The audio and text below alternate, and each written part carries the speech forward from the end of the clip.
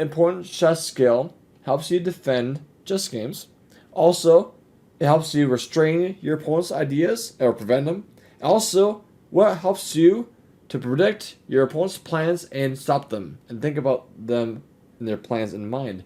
This is all encompassing one answer: prophylactic thinking. Today's video will be all about prophylactic thinking. So the first position is this one, and this is coming from Benoni. The opening is called Benoni. And black just played pawn a6. And prophylactic thinking will say that, okay, if black just has a move again, white says pass, your move again, what do you think that black will do now? Obviously, he wants to go b5. With the a6 move before then, they prepared b5 to be possible.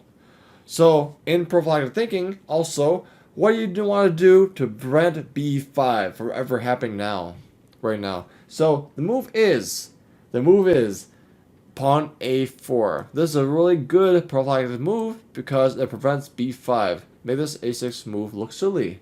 This and more will be a basis about having prophylactic thinking for benefit, to make sure that there are limited options for them and all the more options for you. So the queenside pressure that they want to plan on doing, they're going to be limited. Basically tackle this a4 pawn first, and then only after that, then play b5. So we can do with extra time, do something productive for your side, maybe develop more, and the game is always going to be good for white now. So this is position number 2, and prophylactic thinking in our mind is black has the move, white says skip, and black has the move. So then black goes do rook c1, check, and that has to move, and it's a back rank checkmate, and we lose the game. So how do we stop that one? So there's another prophylactic concept called Luft. Basically giving air or just a square to move the king away from the back rank. So if you just say, okay, I'll just move h3, there's Luft, they could move up. No, they can't, because rook c1 will be still checkmate on the back rank because bishop on d6 will be blocking h2, so there's no way to move the king up. So instead, the preferred way to have Luft is now g3 or g4. So it's very important that if you make Luft, you just choose the right pawn. It's really crucial to make sure that the Luft makes sense. Don't make Luft because the sake of doing the pawn move, because long-term consequences will be really dire if you don't do the right one. Example number 3. So you're probably thinking all this time that prophylaxis in prophylactic thinking is only defensive. But I'll say that actually prophylaxis can be aggressive, really constricting, and making sure that their plans, making sure in the mind that if you skip their turn, what you have to fear is black's move. So black wants to do, if he has time, bishop b7 and castle. So if it's now our turn, what do we do to make sure that is not going to be happening really easily? So the first move is bishop e7. So what can we do to aggressively stop that bishop e7 move to be viable? Well, the move is bishop e4. So they want to not hang the pawn g7 because, well, bishop e7 allows that. So let's say they go f6 and they're saying, oh, I'll just do bishop e7 next move. But now we have aggressive way to attack the black king. So g4, bishop e7, g5, and if they castle kingside, you can imagine that white's going to be just crushing the black king, and the game is really easily won by white. Example number 4. So it's white to move.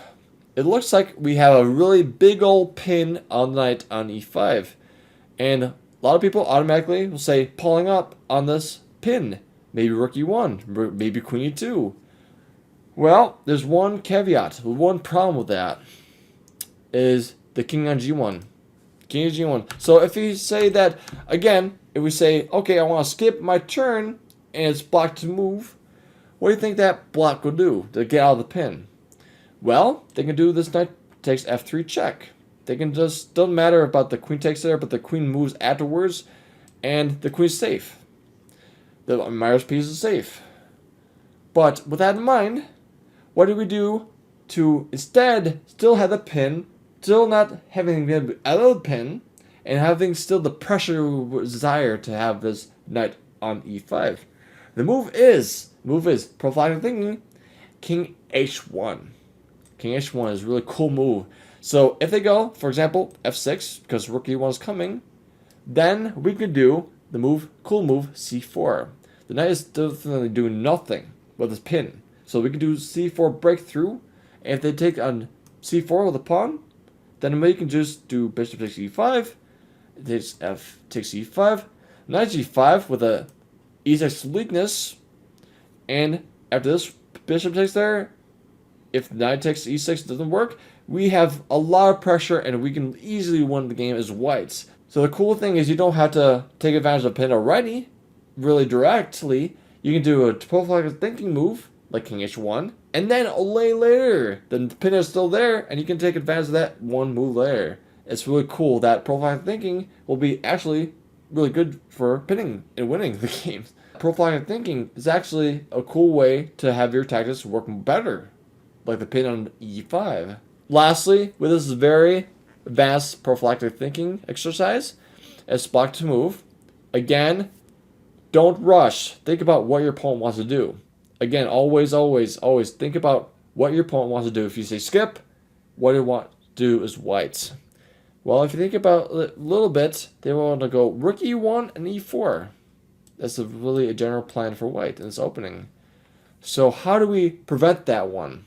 So if you just willy-nilly castle, they're going to go rook E1. If they go bishop F5 is black, then now Knight H4 happens. Bishop E4, H3, bishop H5, G4, bishop E6, bishop knight takes G6, and now after H takes G6, E4, and we have left with a bad position with just moving the bishop around, and we just don't achieve the defensive structure we need. So with that in mind, how do we just do prophylactic thinking to help us out with the situation? So do we have a way to prevent rook E1, E4 without castling? Think about it really long and hard.